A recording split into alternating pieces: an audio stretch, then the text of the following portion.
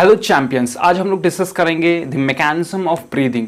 इससे पहले दो वीडियो हम बना चुके हैं जिसमें कि हम लोग स्ट्रक्चर ऑफ लंग्स के बारे में देख चुके हैं। The introduction of basically breathing के बारे में हम लोग देखे थे, फिर हम लोग स्ट्रक्चर ऑफ लंग्स के बारे में देखे थे। Next we discussed about the different types of breathing, that is silent breathing, normal breathing, और उसके बाद फिर हम लोग फोर्सफुल ब्रीदिंग भी देख चुके हैं, जिसमें कि सबसे इंपॉर्टेंट टॉपिक जो हम लोग डिस्कस किए थे कि क्या होता है ये internal intercostal muscle and external intercostal muscle. ये दोनों चीज को हम लोग डिस्कस कर चुके हैं इससे जस्ट पहले वाले वीडियो में। आज हम लोग देखेंगे कि मैकेनिज्म ऑफ ब्रीदिंग क्या होता है, कि किस तरीके से ब्रीदिंग होता है। अगर वो दो वीडियो आप नहीं देखें तो वो दोनों का डिस्क्रिप्शन में लिंक आपको मिल जाएगा, you can just watch it. So यहाँ पे हम लोग मैकेनिज्म ऑफ ब्रीदिंग देखेंगे। पहले हम देख लेते हैं इंस्पिरेशन में what are the changes, and next will see the expiration, कि एक्सपिरेशन में क्या चेंजेस होता है। बेसिकली मैकेनिज्म में हम लोग डिस्कस करने वाले हैं कि जो बॉडी में जब हम लोग इंस्पिरेशन करते हैं तो क्या क्या चेंजेस होता है, वो हम लोग डिस्कस करने वाले हैं। सो जस्ट सी हियर, जब इंस्पिरेशन होता है इट मींस जब ऑक्सीजन, सिर्फ ऑक्सीजन नहीं, क्योंकि एयर में क्या होता है मिक्सचर ऑफ गैसेस प्रेजेंट है, ठीक है। तो ऐसा नहीं कि हम लोग जब ब्रीद इन करते हैं तो सिर्फ ऑक्सीजन जाता है। Various types of gases, that is nitrogen, carbon dioxide, carbon monoxide, oxygen, जितना भी गैसेस है ना जो कि एयर में प्रेजेंट है उस वक्त, ठीक है। अभी यहाँ पे जैसे कि यहाँ पे मैक्सिमम ऑक्सीजन प्रेजेंट है, अगर हम अभी चले जाएंगे पॉल्यूशन वाला एरिया में, दैट इज पॉल्यूटेड एरिया में अगर हम चले जाएंगे तो वहां पे ऑक्सीजन कम होगा, बट फिर भी मेरा जो लंग्स है ना वो सिर्फ ऑक्सीजन ही डिसॉल्व करेगा, that is it will only dissolve oxygen in that is RBC.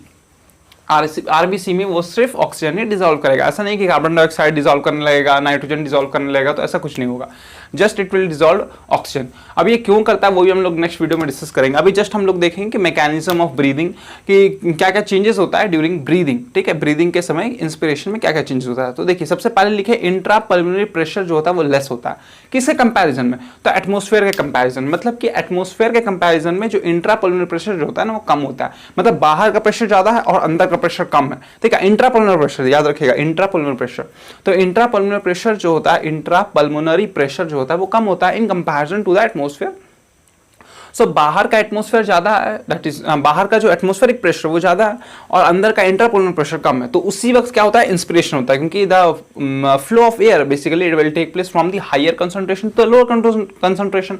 So pressure बाहर ज्यादा है तो बाहर से अंदर चला जाता है, दैट इज एयर, इसलिए इंट्रापल्मोनरी प्रेशर उस वक्त दैट इज इंस्पिरेशन के वक्त बेसिकली कम होता है। डायफ्राम क्या होता है, कॉन्ट्रैक्ट करता है। कॉन्ट्रैक्ट किस एक्सिस में करता है, वो एंट्रोपोस्टीरियर एक्सिस। अब ये एंट्रोपोस्टीरियर एक्सिस क्या होता है वो समझाते हैं। देखिए जस्ट इमेजिन इस डोम शेप में होता है आपका डायफ्राम, ठीक है, इस शेप में होता है। अब जैसे ही इंस्पिरेशन होता है, लंग्स जो दो लंग्स है उसके ऊपर इंस्पिरेशन हुआ, तो जैसे ही एयर गया अंदर तो ये डायफ्राम क्या होता है इस शेप में दैट इज कॉन्ट्रैक्ट कर जाता है। फिर एक्सपिरेशन में रिलैक्स करता है, फिर कॉन्ट्रैक्ट करता है, फिर रिलैक्स करता है। तो आप ध्यान से देखिए, कॉन्ट्रैक्ट कर रहा है, रिलैक्स कर रहा है इन एंट्रोपोस्टीरियर एक्सिस, पहले ये ऊपर गया फिर नीचे आया, फिर तो एंट्रोपोस्टीरियर एक्सिस इसको बोलते हैं। तो आप ध्यान से एक बॉडी को जैसे हम यहाँ पे समझाते हैं, just imagine this is a man, ठीक है। अब यहाँ पे जो ऊपर का रीजन होगा इसको बोलते हैं एंटीरियर रीजन, नीचे का जो रीजन होता है उसको बोलते हैं पोस्टीरियर रीजन, साइड का जो रीजन होता है साइड का, ठीक है, ये साइड का जो रीजन है बॉडी का उसको बोलते हैं लैटरल रीजन, ठीक है। और हम लोग के आगे का जो पोर्शन है ना, आगे का पोर्शन, ऊपर का नहीं, आगे का पोर्शन को बोलते हैं वेंट्रल रीजन, और पीछे का जो पोर्शन है उसको हम लोग बोलते हैं डॉर्सल रीजन, ठीक है। तो इससे पीछे का जो पोर्शन होगा उसको डॉर्सल रीजन बोलेंगे, डॉर्सल रीजन। फिर से एक बार बता देते हैं, तो ऊपर का पोर्शन क्या हो गया एंटीरियर, नीचे का पोर्शन क्या हो गया पोस्टीरियर, साइड का पोर्शन क्या हो गया लैटरल, और आगे का पोर्शन जो हो गया हम लोग का वेंट्रल रीजन, एंड साइड का पोर्शन हो गया दैट इज पीछे का पोर्शन हो गया हम लोग का डॉर्सल रीजन। अगर हम आपको पूछेंगे कि वर्टिब्रल कॉलम जो होता है इन वर्टिब्रेट्स में वो कहाँ प्रेजेंट होता है, किस रीजन में, किस पोर्शन प्रेजेंट होता है, on the basis of position बताइए वर्टिब्रल कॉलम। तो आप कॉमेंट सेक्शन में इसका आंसर दे सकते हैं कि वर्टिब्रल कॉलम किस पोजीशन में हम लोग का प्रेजेंट है, हम लोग का लैटरल रीजन में प्रेजेंट है कि एंटीरियर, पोस्टीरियर, वेंट्रल, डॉर्सल, किस पोजीशन प्रेजेंट है। आप ये कमेंट सेक्शन में इस क्वेश्चन का जवाब दे सकते हैं। चलिए आगे बढ़ते हैं। और स्टर्नम किस पोजीशन में है, तो वो वेंट्रल पोजीशन में है। So coming to the question that is anteroposterior axis. तो हम फिर समझाते हैं एंट्रोपोस्टीरियर एक्सिस। तो ये जो डायफ्राम है ये ऊपर जा रहा है, दैट इज एंटीरियर रीजन में जा रहा है। फिर देख रहे हैं ये नीचे जा रहा है ड्यूरिंग इंस्पिरेशन, तो ये नीचे जा रहा है, तो ये पोस्टीरियर रीजन में जा रहा है। तो एंटीरियर पोस्टीरियर, एंटीरियर पोस्टीरियर, तो ये किस एक्सिस में मूव कर रहा है? तो एंटीरियर रीजन में, फिर पोस्टीरियर रीजन में, तो दैट इज एंटीरियर पोस्टीरियर, इसलिए एंट्रोपोस्टीरियर एक्सिस हम लोग बोलते हैं। I hope you are getting my point. So diaphragm contract करेगा ड्यूरिंग इंस्पिरेशन और वो भी एंट्रोपोस्टीरियर एक्सिस में। Coming to the external intercostal muscle and internal intercostal muscle, ये दोनों के बाद में बहुत अच्छा से डिटेल में हम समझाए हैं जस्ट इससे पहले वीडियो में। चलिए फिर से एक बार समझा देते हैं। यहाँ पे during inspiration external intercostal muscle जो होता है वो क्या करता है? कॉन्ट्रैक्ट करता है। इंटरनल इंटरकोस्टल मसल वो क्या करता है? तो वो रिलैक्स करता है। ठीक है, तो एक्सटर्नल इंटरकोस्टल मसल्स जो होता है वो मसल्स जो कि दो रिब केज का, ध्यान से सुनिएगा, दो रिब केज का, ठीक है, दो रिब केज है, उससे एक जो मसल्स है वो बाहर से अटैच है। एक्सटर्नल इंटरकोस्टल में एक मसल बाहर से अटैच है और नेक्स्ट वाला रिब केज का अंदर से अटैच है, तो उसको हम लोग बोलते हैं external intercostal muscle.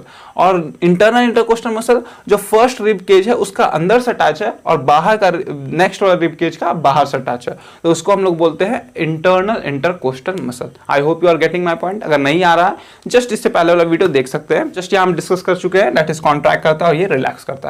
Next point पे हम लोग बढ़ेंगे, that is volume of thoracic chamber जो होता है, volume of thoracic chamber during inspiration वो इंक्रीज कर जाता है। अब यहाँ पे एक और चीज पकड़ने वाला बात है, दैट इज डॉर्सोवेंट्रल एक्सिस में वो इंक्रीज करता है। अब देखिए डॉर्सोवेंट्रल एक्सिस किसको बोलते हैं? डॉर्सोवेंट्रल एक्सिस जो होता है, अब देखिए डॉर्सो कहाँ है? पीछे। वेंट्रल कहाँ है? आगे। तो थोरैसिक चेंबर जो होता है, मान चलिए थोरैसिक चेंबर है, तो ये किस, जब हम इंस्पिरेशन करेंगे तो क्या होगा? ये इस तरीका से इंस्पिरेशन में एक्सपैंड करेगा, एक्सपिरेशन में कॉन्ट्रैक्ट करेगा, एक्सपैंड करेगा, कॉन्ट्रैक्ट करेगा। तो किस एक्सिस में हो रहा है? ये एक्सिस हो गया वेंट्रल रीजन, ये एक्सिस हो गया पीछे का डॉर्सल रीजन, तो डॉर्सो वेंट्रल एक्सिस में हो रहा है। I hope you are getting my point.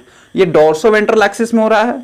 ये जो थोरैसिक चेंबर का इंक्रीज डिक्रीज हो रहा है वो ऐसे तो नहीं होता है, ठीक है, या फिर ऐसे तो नहीं होता, ये ऐसे होता है, एक्सपैंड। थोरैसिक चेंबर जो होता है वो इस तरीके से एक्सपैंड करता है, तो इसलिए यहां पे डॉर्सो वेंट्रल एक्सिस लिखा हुआ है। नाउ लास्ट जो लाइन लिखा हुआ है वो जस्ट एनसीईआरटी का हम लिखा है ताकि आपको समझ में आए। देखिए overall increase in the thoracic volume, overall increase in the thoracic volume, thoracic volume में जब इंक्रीज होता है, that similar increase in a pulmonary volume, thoracic volume जैसे ही इंक्रीज होगा तो पल्मोनरी वॉल्यूम भी इंक्रीज हो जाएगा, बट उसके साथ होगा क्या? इंट्रा पल्मोनरी प्रेशर जो होगा ना वो डिक्रीज हो जाएगा। क्यों? क्योंकि वो in comparison to the atmosphere, क्योंकि ये अगर डिक्रीज नहीं होगा ना तो इंस्पिरेशन होगा ही नहीं, ठीक है, इसलिए इसका डिक्रीज होना in comparison to the atmospheric pressure decrease होना चाहिए, तभी इंस्पिरेशन होगा उस वक्त। अभी सारा हम लोग पॉइंट डिस्कस कर चुके हैं। अभी इससे रिलेटेड फैक्ट जो है एक और जो हम बताने वाले हैं इंस्पिरेशन से रिलेटेड, जैसे कि ड्यूरिंग बर्थ, ठीक है, देखिए जब बेबी जो होता है वो अगर जो फीटस होता है, बेसिकली जो फीटस होता है, जो जब मदर के बॉडी के अंदर रहता है, that is mother's body, when it is this foetus is inside the mother's body, then this foetus, ये जो फीटस है ये एक्सचेंज ऑफ, दैट इज उसको O2 ऑक्सीजन कहां से मिलता है? तो वो उसको मिलता है प्लेसेंटा से। यू नो दैट प्लेसेंटा से ही सारा ऑक्सीजन का डिमांड पूरा होता है, दैट इज ग्लूकोज, उसको सारा न्यूट्रिशन मिलता है कहाँ से? प्लेसेंटा से ही। तो इस फीटस को when it is inside the mother's body, then this foetus basically gets the all the nutrition and the oxygen, वो ऑक्सीजन उसको मिलता है प्लेसेंटा से, ठीक है। But the most important thing, जब ये फीटस दैट इज बेबी जब बर्थ होता है, बेसिकली जब बर्थ होता है तो उस वक्त क्या होता है? सबसे इंपॉर्टेंट चीज जो लंग्स होता है हम लोग के, ध्यान से सुनिएगा, जो लंग्स होता है हम लोग का, ठीक है,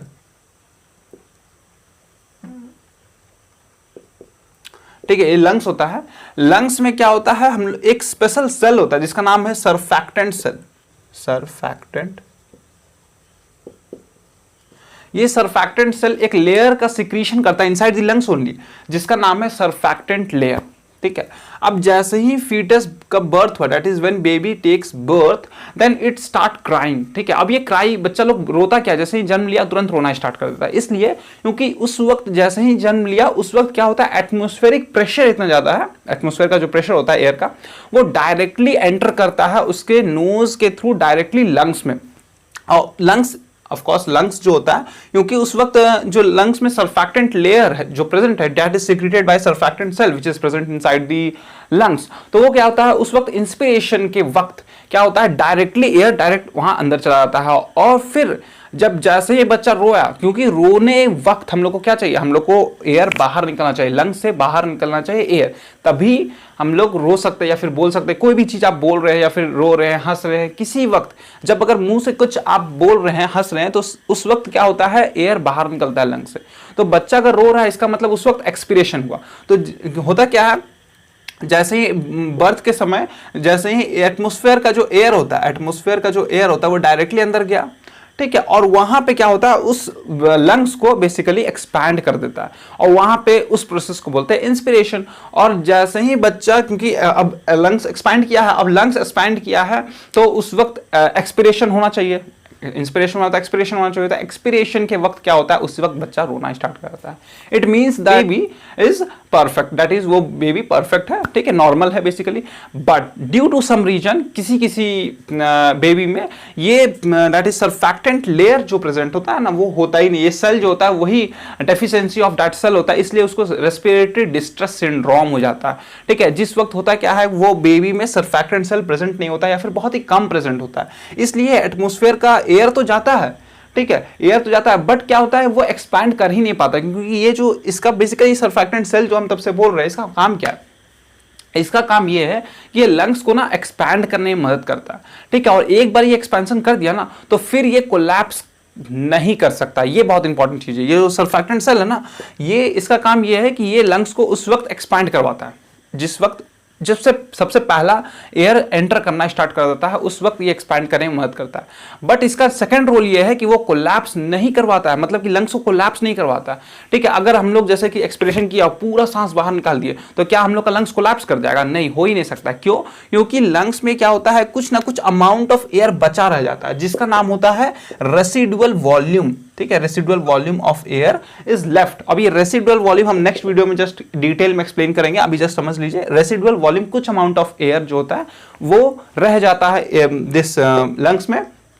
और दूसरा जो मेन रीजन है वो है सर्फैक्टेंट लेयर जो प्रेजेंट है ना, वो लंग्स को कोलैप्स नहीं करने देता, क्योंकि वहां पे पहले से एयर प्रेजेंट है, that is called residual volume of air is present. वो नहीं निकल सकता लंग्स में, लंग्स से वो निकल ही नहीं सकता, ठीक है। क्योंकि एक बार जब एंटर कर दिया ना तो एयर क्या होता है, वो रिजर्व रखता है, वो एयर को रिजर्व रखता है, उतना एयर को, that is residual volume of air, वो रिजर्व रखता है। और वो सर्फैक्टेंट लेयर भी एक रोल प्ले करता है कि वो जो लंग्स होता है उसको कोलैप्स नहीं करने देता।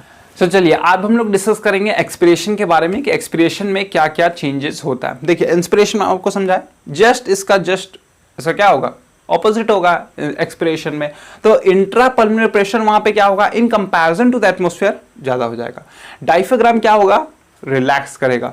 And this also in anteroposterior axis. External intercostal muscle वहां पे एक्सपिरेशन में रिलैक्स करेगा, और इंटरनल इंटरकोस्टल मसल क्या करेगा, कॉन्ट्रैक्ट करेगा। वॉल्यूम ऑफ थोरैसिक चेंबर क्या हो जाएगा, वहां पे डिक्रीज हो जाएगा एक्सपिरेशन में, क्योंकि बाहर निकल रहा है एयर, तो thoracic chamber of course decrease हो जाएगा इन डोर्सोवेंट्रल एक्सिस। ओवरऑल इंक्रीज, वहां पे इंक्रीज नहीं होगा, डिक्रीज होगा। तो overall decrease in the thoracic volume causes similar decrease in the pulmonary volume, but intra pulmonary pressure जो होता है वो होता है वहां पे इंक्रीज हो जाएगा। As I have said, expiration में इंट्रा पल्मोनरी प्रेशर इंक्रीज हो जाएगा बिकॉज एयर पहले से अंदर है। Hope you are getting my point. If you like the video, then make sure you subscribe to the channel and hit the bell icon to get all the notification. Thank you.